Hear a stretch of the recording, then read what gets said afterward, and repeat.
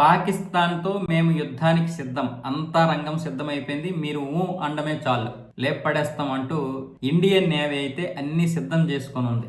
అన్ని అంటే అన్ని సిద్ధం చేసుకొని ఉంది. పైగా ఇప్పుడు ఈ సిద్ధమైందన్న విషయం పాకిస్తాన్కి తెలిస్తేనే పాకిస్తాన్ ఒక విధంగా జలధరించిపోతుంది. ఎందుకంటే పాకిస్తాన్కి చాలా వరకు ఇంకా చైనా నుండి రావాల్సినటువంటివి ఇంకా రాలేదు. అవి రావడానికి 2028 వరకు సమయం ఉంది. అవి ఇంకా తయారవుతున్నాయి. నావికాదళానికి సంబంధించినటువంటి యుద్ధ పరికరాలు, అలాగే జలాంతర్గాములు, ఇవన్నీ చైనా ఇస్తా అని చెప్పింది. ఇస్తుంది కూడా, తయారు చేస్తుంది పాకిస్తాన్ కోసం. కానీ అవి 2028 వరకు సమయం పడుతుంది. ప్రస్తుతానికైతే నేవీ విషయంలో ఏ దేశం కూడా పాకిస్తాన్కి సహాయం చేసే పరిస్థితిలో లేదు. ఏదో పై మంత్రంగా కానీ. ఇప్పుడు భారత్ అన్ని విధాలుగా సిద్ధంగా ఉంది. ఇప్పుడు భారత్ ఏ విధంగా సిద్ధంగా ఉందంటే, పోరాటానికి మేము సిద్ధం, సముద్ర జలాల్లో ఎప్పుడైనా ఎక్కడైనా దేశ ప్రయోజనాలను కాపాడేందుకు సన్నద్ధంగా ఉన్నాం అని భారత నౌకాదళం ఒక ప్రకటనలో పేర్కొంది.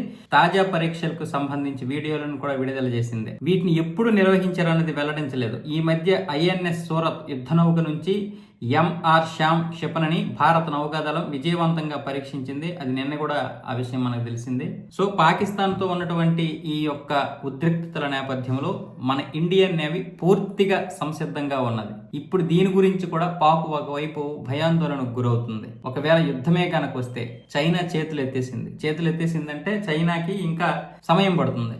చైనా ఇప్పుడు రావడానికి కూడా చైనా సపరే అంటే తన దగ్గర ఉన్నటువంటి ఆ నౌకల్ని తీసుకురావడానికి సమయం పడుతుంది. ఆ నౌకల్ని డైరెక్ట్గా ఇవ్వడానికి లేదు. ఏవైతే పాకిస్తాన్కి చైనా ఇస్తానన్నదో అది మాత్రమే ఇవ్వాలి. కాబట్టి నౌకాదళ విషయంలో పాకిస్తాన్ చాలా వీక్గా ఉంది. కాబట్టి ఇప్పుడు యుద్ధానికి మనం కాలు దువ్వినా అది కాలు దువ్వే పరిస్థితుల్లో లేదు.